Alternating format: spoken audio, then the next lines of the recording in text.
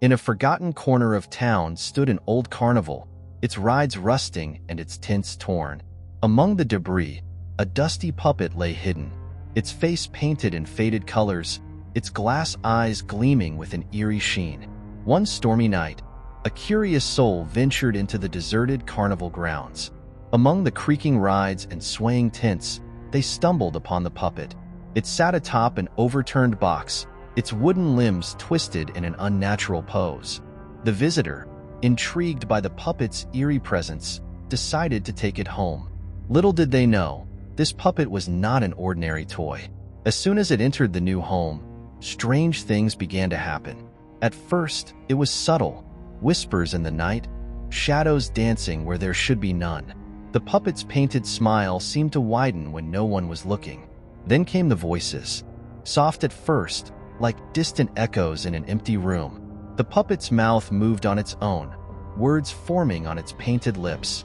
It spoke of things long forgotten, of secrets buried beneath the carnival's ruins. The owner, now fearful, tried to rid themselves of the puppet. They locked it away, threw it in the trash, even buried it deep in the backyard. Yet each time, it returned, unscathed, as if mocking their efforts to be rid of it. Days turned into nights filled with dread. The puppet's presence grew stronger, its voice clearer, its demands more urgent. It wanted something only the living could provide. The owner, driven to madness by the relentless puppet, sought help. They spoke to wise elders, consulted ancient tomes, but all advice fell short. The puppet was not of this world, they were told, a spirit bound to the carnival's decayed memories. In a final act of desperation, the owner returned to the carnival's remains. Amidst the rubble, they found a worn-out diary, pages yellowed with age. It spoke of a ventriloquist and his prized puppet, lost to a fire that consumed the carnival decades ago. With trembling hands, the owner read aloud from the diary, words of release, of forgiveness, of letting go. And as the last syllable echoed through the night, the puppet's painted smile softened. Its glass eyes closed, and with a sigh like a breeze through autumn leaves, it vanished, leaving behind only a faint scent of cotton candy and a sense of lingering sorrow. The carnival puppet was never seen again, but those who dared to visit the old grounds claimed they could still hear whispers on the wind, a voice that seemed to call from the depths of forgotten memories, a reminder of the price paid for clinging to the past. In a small town nestled among rolling hills, there was an old house with a secret. The house had stood for generations, its attic untouched for years until a curious young couple moved in. Among the dust and cobwebs, they found a peculiar antique dollhouse.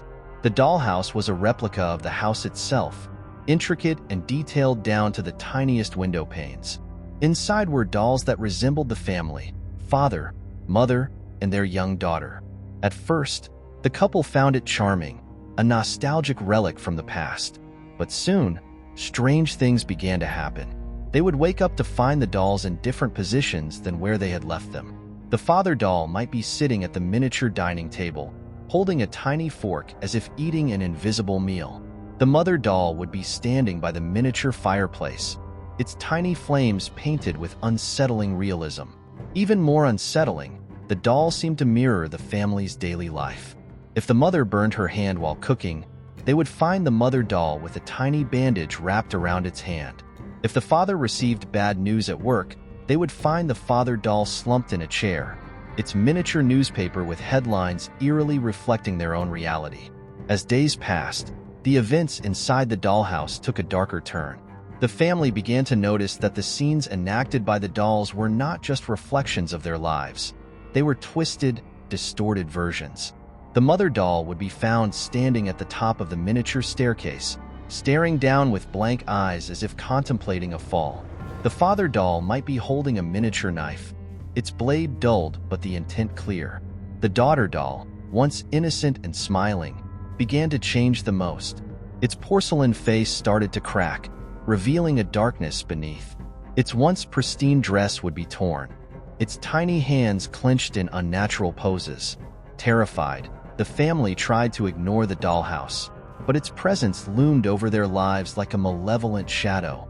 One night, Unable to bear it any longer, the father decided to destroy the dollhouse. As he lifted the fragile structure, the dolls seemed to resist, their tiny limbs twitching in defiance. With a sudden crash, the dollhouse fell from his hands, shattering into countless pieces. In the silence that followed, the family felt a wave of relief wash over them. Perhaps it was all just their imagination, they hoped. But as they cleaned up the broken pieces, they found something that chilled them to the bone. A tiny porcelain hand, intact and unscathed, buried beneath the rubble. It was the hand of the daughter doll, its fingers curled in a mocking gesture, a reminder that some things cannot be escaped, even when broken into pieces. In a small town nestled among whispering pines, there lived a girl named Lily. Lily loved collecting old things, especially dolls. One day, while exploring an antique shop, she stumbled upon a doll unlike any she'd seen before. The doll had porcelain skin and golden curls that framed its delicate face. Its eyes, though painted, seemed to follow Lily as she moved. The shopkeeper noticed her fascination and smiled warmly. "Ah, that's Victoria. A special one, that is." Lily took Victoria home and placed her on the shelf in her room. At first, Victoria was just another beautiful addition to her collection. But as the nights grew longer, Lily noticed something strange. Late at night, when the moonlight filtered through her window, Lily would hear faint whispers. At first, she thought it was the wind or her imagination.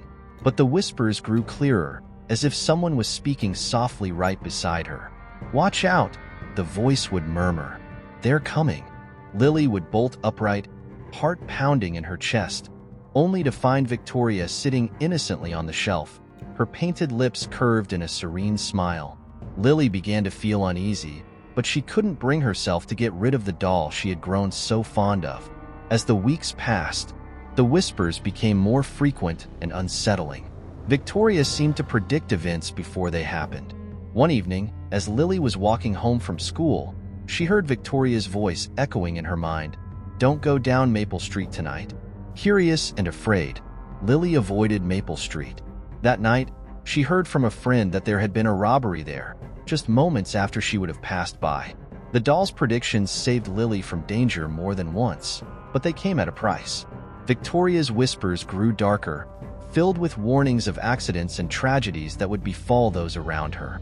Lily's friends started to notice her unease and the strange occurrences that seemed to follow her. Desperate for answers, Lily returned to the antique shop and sought out the shopkeeper who had sold her Victoria. The old man listened gravely as Lily recounted her experiences. "Victoria belonged to a girl long ago," the shopkeeper explained softly. "A girl who met a tragic end. Some say her spirit resides in that doll, trying to protect others from the same fate." Lily shivered, her mind racing with fear and disbelief. She knew she had to break free from Victoria's grip, no matter how much she loved her. With shaking hands, she placed Victoria back on the shopkeeper's counter and walked away, tears streaming down her cheeks. That night, as Lily lay in bed, she heard one last whisper from Victoria, faint but filled with sorrow. "I tried to protect you."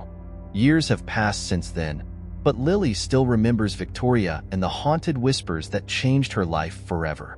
She no longer collects dolls, and the antique shop where she found Victoria has long since closed down. But sometimes, late at night, when the wind howls through the trees, Lily can't help but wonder if Victoria's spirit still watches over her, whispering warnings to keep her safe from the unknown. In a small town tucked away from the busy world, there lies an old cemetery. It's not like any other cemetery you've seen with tombstones and flowers. This one is different. It's a graveyard for dolls. Legend has it that many years ago, a toymaker lived in the town.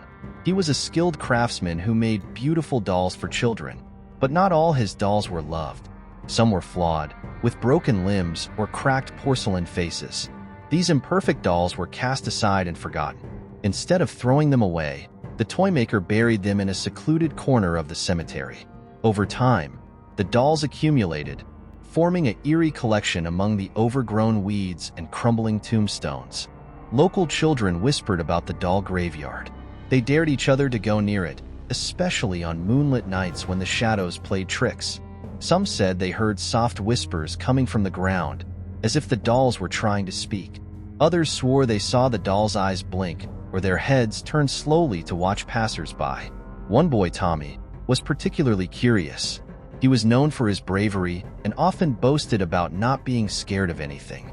One night, fueled by his friends' taunts, Tommy decided to visit the doll graveyard alone. As he approached the eerie spot, a chill ran down his spine. The moon cast a pale light on the broken dolls, making them appear even more lifelike in their decay. Tommy hesitated but then pressed on, his heart pounding in his chest. He walked among the dolls, their eyes seemingly tracking his every move. The whispers grew louder, like a chorus of tiny voices pleading for attention. Tommy felt a cold breeze brush against his cheek, though there was no wind that night.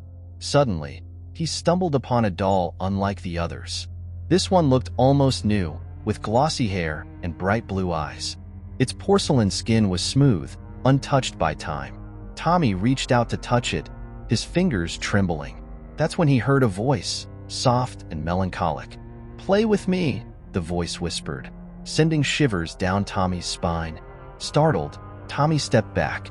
The doll's eyes seemed to glow in the moonlight as it tilted its head, still repeating its plea. "Play with me." Terrified, Tommy turned and ran as fast as he could, away from the doll graveyard. He never spoke of what he saw that night, but his friends noticed a change in him. He became quieter, more cautious, no longer boasting about his bravery. The doll graveyard remained a place of mystery and fear for the children of the town. They continued to dare each other to visit, but none could shake the feeling that the dolls were watching, waiting for someone brave or foolish enough to play with them again.